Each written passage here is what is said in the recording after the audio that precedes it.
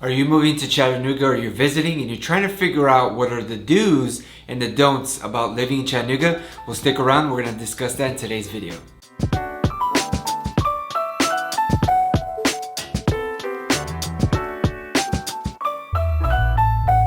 Hey guys, welcome back to the channel. This is Living in Chattanooga, Tennessee.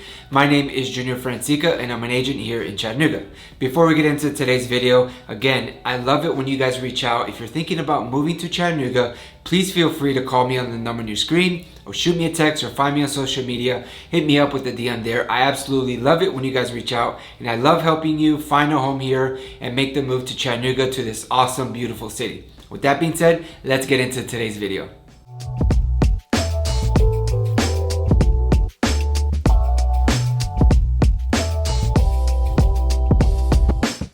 Let's discuss the first do, which is do bring your manners and your good attitude.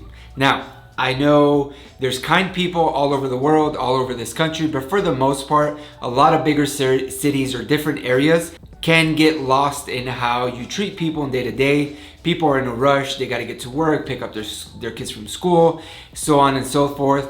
And the good-heartedness or the friendliness kind of goes out the door when you're so focused on your everyday life. But if you're moving to Chattanooga, do bring your kindness and your friendliness to the area. Chattanooga is such a homey and friendly environment. It's almost hard to explain through video. Everybody that I have helped move to Chattanooga or even visit here after they see my videos and they reach out, they say, man, you talk about how friendly people are, but it's like when I was there, it's amazing. It's incredible. People treat you with kindness. They treat you with respect right off the bat.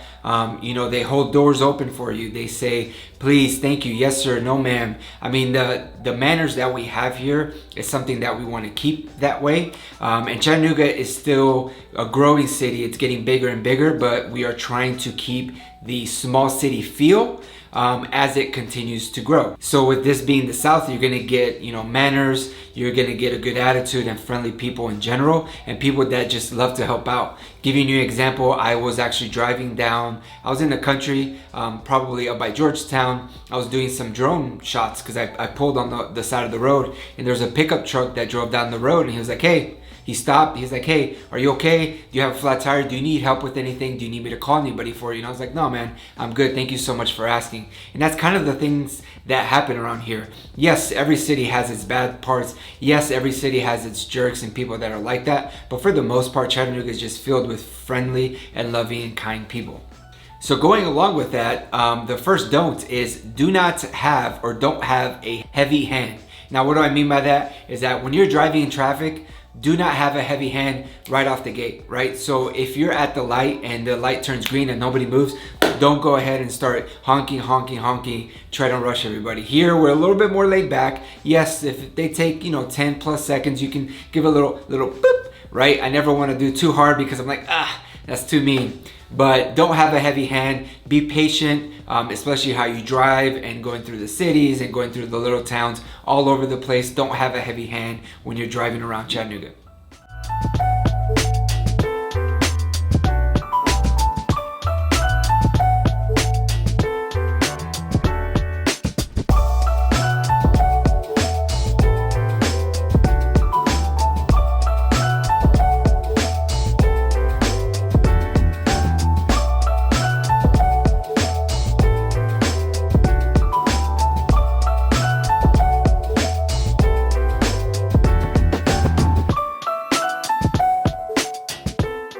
Another big don't is do not or don't fall in love with the house or the home, but fall in love with the area.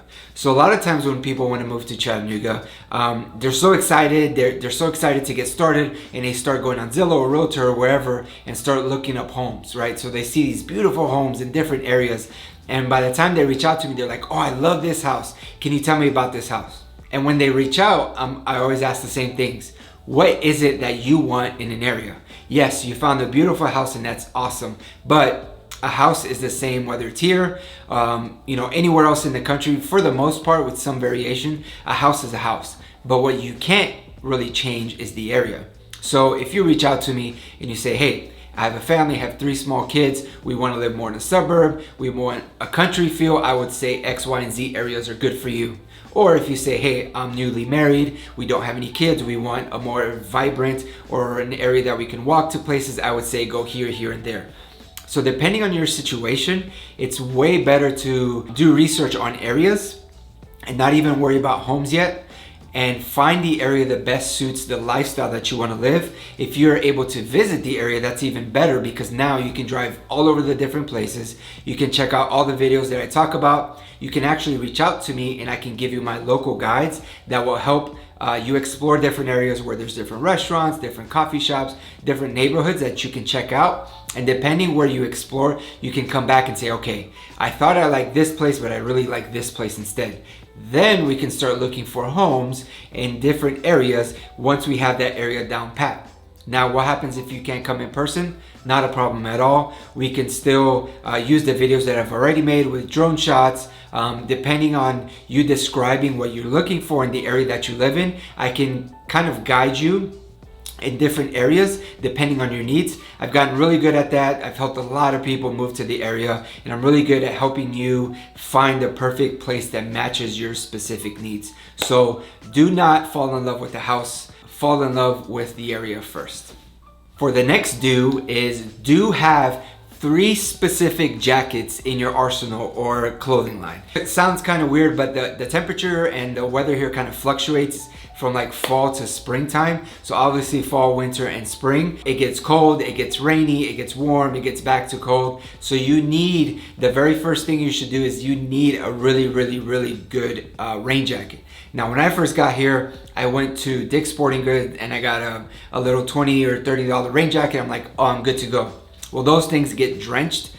Here in the fall and in the winter is more rainy season. So if you're outside or you're going somewhere and you're wearing one of those cheap rain jackets, it's gonna get drenched, you're gonna get wet, it's gonna be cold, you're gonna get sick, it's a bad day. So make sure if you're gonna spend on a good quality jacket, make sure you have a good rain jacket, because it does rain here more in the fall and the winter times, with it being cold as well. Now, if you're fancy or you want to be fancy, you can have 2 really good rain jackets. One rain jacket that fits you a little bit better for when it's warmer out, or one that's a little bit bigger so that you can actually wear layers under it. But that's only if you want to be fancy. Now, the other thing that you need is a really nice, or 2 jackets, one for 30 degrees or below, 40 degrees or below, and the other one for 40 degrees and above. It's very typical here for January or February time. All week it'll be 20 degrees, and then you'll get a really nice day of 50 and 60 degrees. Now, that doesn't sound like a big difference, but when you're so used to 20 degrees and then you jump up to 50, you're not gonna be able to wear that same jacket because you're gonna be super hot. So having those different types of jackets is very important when you live in Chattanooga. Have 3 nice jackets. If you wanna be fancy, have 2 really nice rain jackets for you.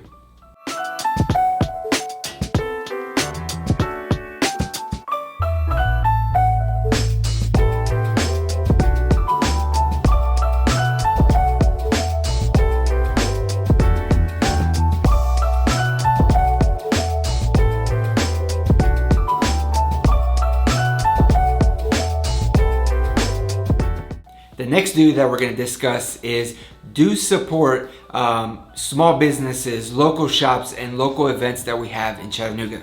Of course, Chattanooga is a big enough city. We have all the major retailers. We have Whole Foods and Target, Chili's, Olive Garden, all those big name brand places. That's awesome.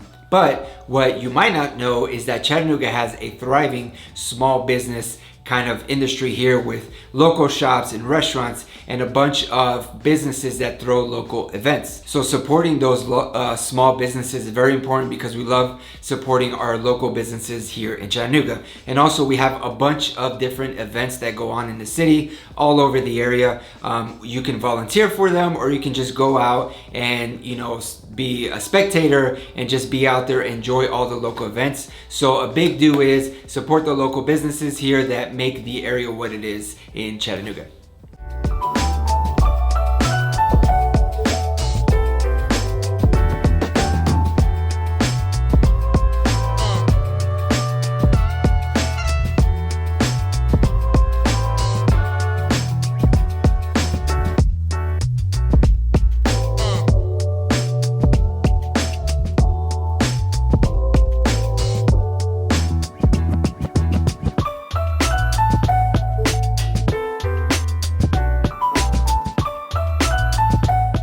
The next don't is do not or don't skip out on your allergy medication when you first move to Chattanooga. So I've never had any issues with allergies. I grew up in South Florida and I've never had allergies. I moved up to Chattanooga, Tennessee, and for the first year or two of the allergy season, which is typically in the fall or the springtime especially, I had dry, scratchy eyes, my eyes would tear up, my nose would get runny, and that's something that was very new to me.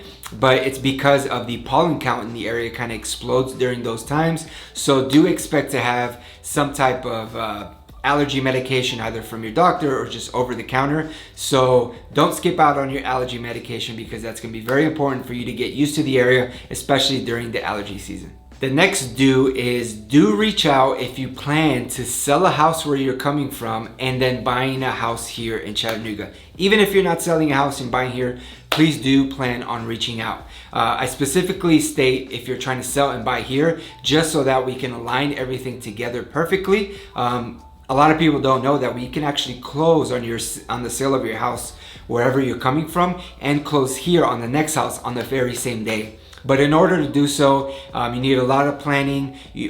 For me and the other agent on the other side, we have to align things properly with the title companies, and that's totally doable. That way you don't have to spend money on hotel or Airbnbs or have a weekend or a week layover to where you pack all your stuff in a U-Haul. It's just sitting there and you're in the hotel waiting to transition from house to house. So another thing to mention is I have a network that is all over the country. So if you're coming from a different city, don't just use your cousin that has a license or a friend that is a friend of a friend. I know professionals all over the country. I've helped people, for example, in Portland, they were trying to sell a house. It took them a couple months. They didn't know what to do. I referred them to a friend and they had it sold within a week, and we were able to line up everything perfectly to where they closed on their house one day and then the next day we closed here in Chattanooga. So if you are planning to move here, do reach out if you need to sell a house and buy a house here in Chattanooga.